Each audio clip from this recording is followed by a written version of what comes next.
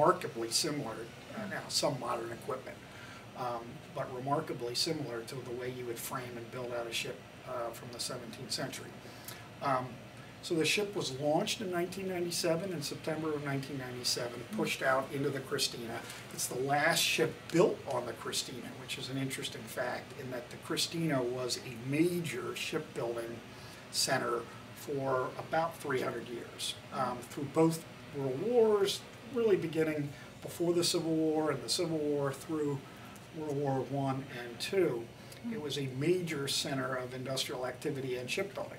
And ours was so the original Kilmarnock was the first European ship to come into the Christina, and our reconstructed ship is the last ship built on the Christina. It makes for a nice bookend. It took another year to fit out the ship, so you step the mast and you put all the rigging on and finish out the ship, and that took about another year. And so it was commissioned in May of 1998, and we've been sailing since then, 14 sailing seasons.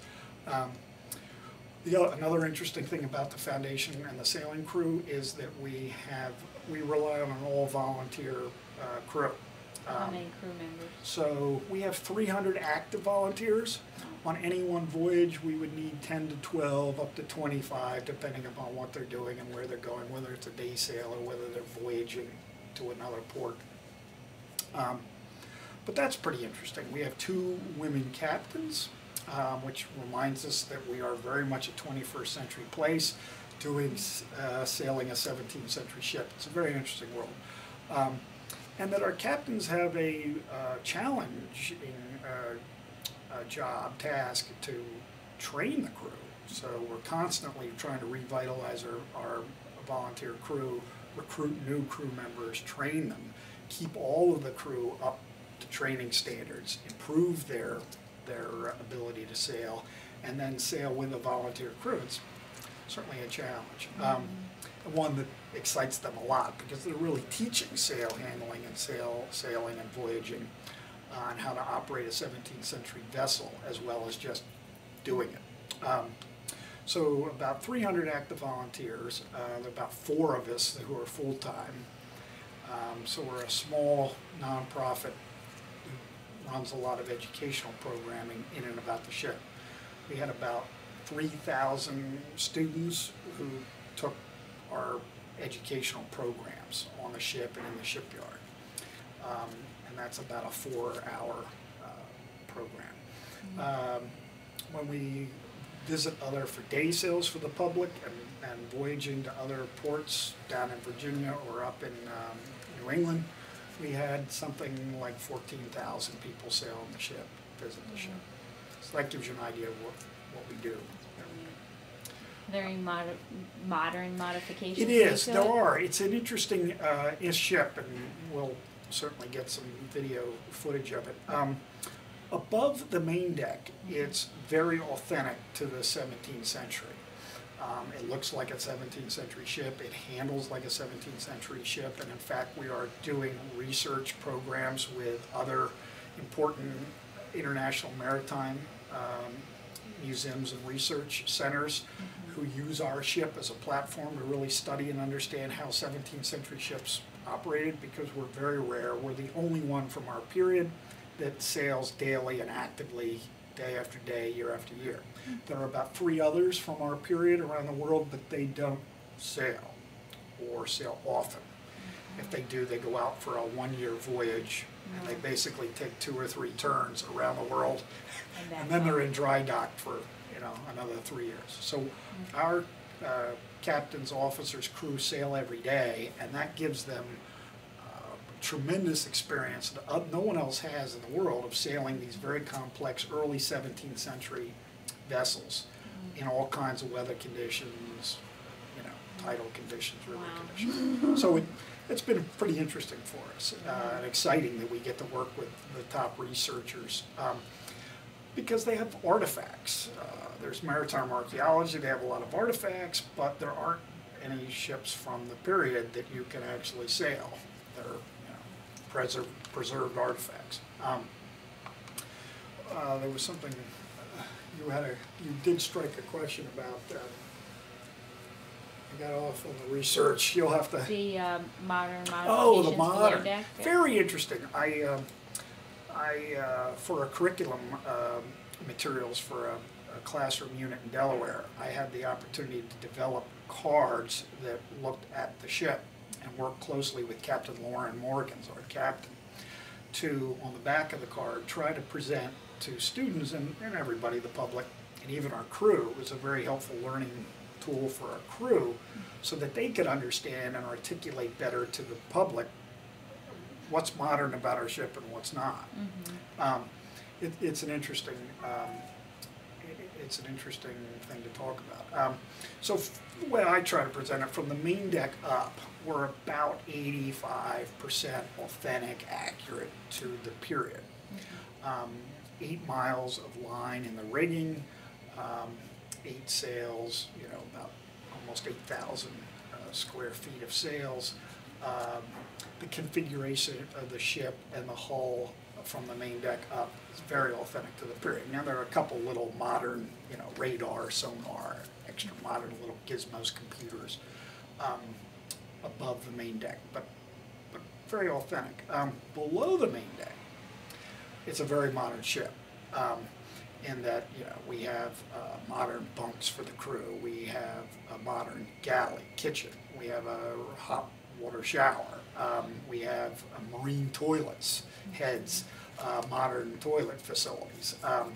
And we have engines, so we have 2 engines. And the engines are for Coast Guard regulation and safety and auxiliary power.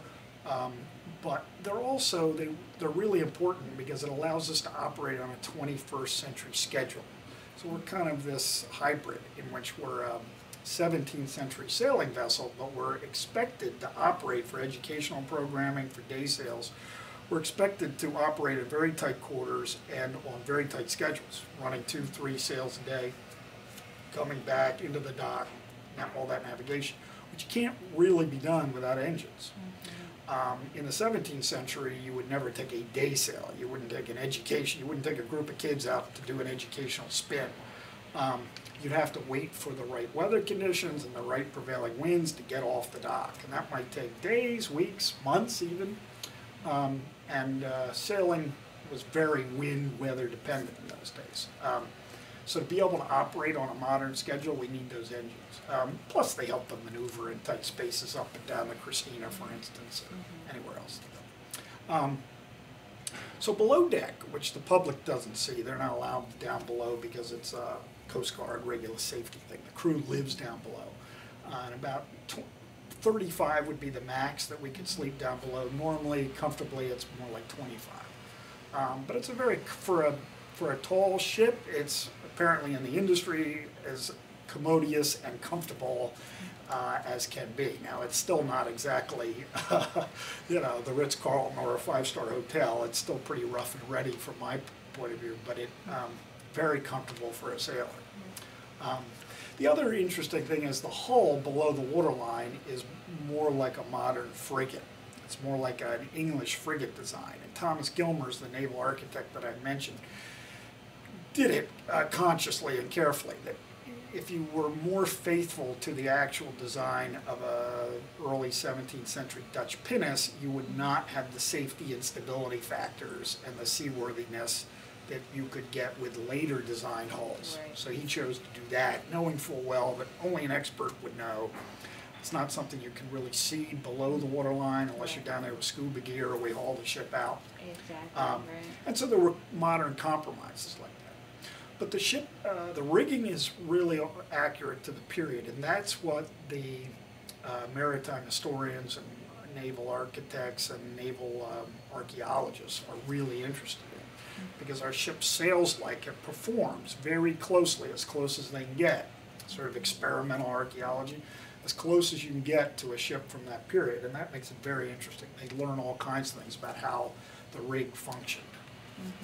So that's been interesting for us. I have a 21-foot Four Winds Oh. motorboat. So, So the you go a whole, little something. Well, my fiance will tell you I'm not a very good first mate. I'm not Every either. year he has to teach me again how to tie The lines. the Yeah. lines. You'll have to take crew training. I know, I You- should. We do run crew training. Crew training is a really interesting part of our educational Mm-hmm. program. We get between 50 and 100 people in the winter. We run a winter program and then a summer program. The winter program is over 13 Saturdays, and it's basically all day. It's 8 to 4. I mean, it's, you know, it's a pretty serious undertaking to be qualified. At the end, if you pass, you're qualified to sail and voyage on a 17th century ship. And that's a really interesting experience. The other thing we get from our crew is a tremendous sense of community around the ship. They love the ship, they love sailing the ship, but they also love maintaining the ship. The ship, the other thing the crew does for us is maintain the ship. It's a wooden sailing vessel that needs constant bloody maintenance. So it's not only expensive to maintain, but it requires enormous manpower to scrape and sand and penetrol and restore and repair all the, the 8 miles of line, all the sails, all the wood on the ship. Need constant attention. And it's one of the reasons the ship has aged as well as it has held up, it looks as beautiful as it does because of the very meticulous care that it's given by the maintenance crew. 41,000 hours of volunteer hours they gave us last year, which gives you an idea of what it takes to operate, to maintain a ship in the winter and then operate it from April through November. I can only imagine. Yeah. I think that pretty much wraps Is that it it? up Good. here if you want to Well, great. head out. Yeah, now sure. to- oh. And then, so do